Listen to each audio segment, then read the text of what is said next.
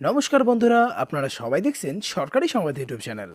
বন্ধুরা, আগের বার বা 2020-তে যখন লকডাউন করা হয়েছিল, তখন কিন্তু মোদী সরকারের তরফ থেকে সমস্ত ভারতবাসীকে 3টি গ্যাসের সিলিন্ডার দেওয়া হয়েছিল।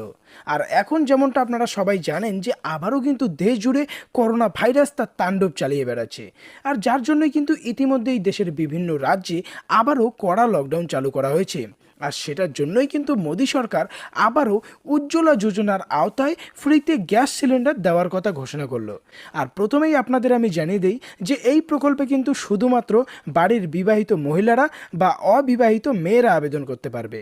তো আসুন এবার দেখে নেওয়া যাক যে বিবাহিত মহিলাদের জন্য কি কি ডকুমেন্টস লাগবে আর অবিবাহিত মেয়েদের জন্য কি কি ডকুমেন্টস লাগবে, আর তারা সবাই কিভাবে আর কোথায় গিয়ে আবেদন করতে পারবে। তো অবশ্যই কিন্তু এই সমস্ত কিছু জানতে হলে ভিডিওটিকে একদম শেষ পর্যন্ত দেখবেন। তো এখানে দেখুন হেডলাইনে বড় বড় করে বলা হয়েছে যে প্রধানমন্ত্রী উজ্জ্বলা যোজনায় আবারও ফ্রিতে গ্যাস সিলিন্ডার দিচ্ছেন মোদিজি।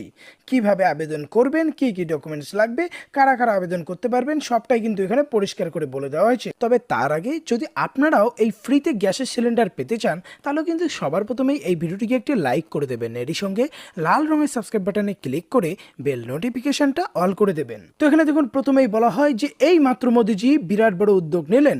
প্রধানমন্ত্রী উজ্জ্বলা যোজনার আওতায় দরিদ্র সীমার নিচে বসবাসকারী মানুষদের ফ্রিতে একটি করে গ্যাস সিলিন্ডার দেবেন মোদিজি। সম্প্রতি এই প্রকল্প সম্পর্কে একটি বড় সিদ্ধান্ত নিয়েছে সরকার। আপনি যদি প্রধানমন্ত্রী উজ্জ্বলা যোজনার সুবিধাভোগী হন, তবে আপনার জন্য রয়েছে একটি বিশেষ সুসংবাদ।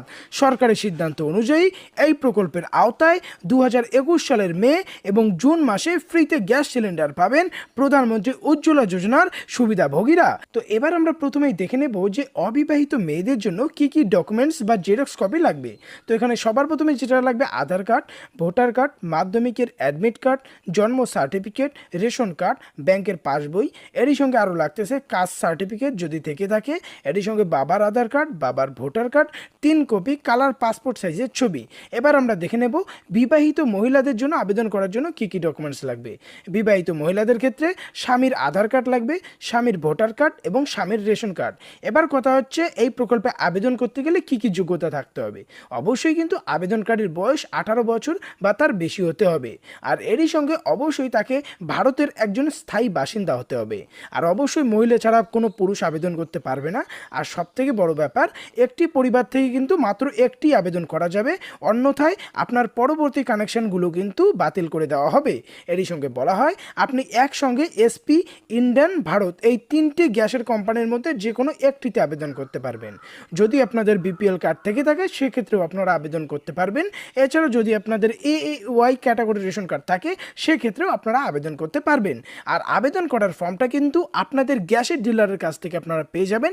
সেখান থেকে আপনারা ফর্মটা সংগ্রহ করে নেবেন আর সেখানেই ফর্ম ফিল আপ করে আপনার সেই ডিলারের কাছেই জমা করতে হবে।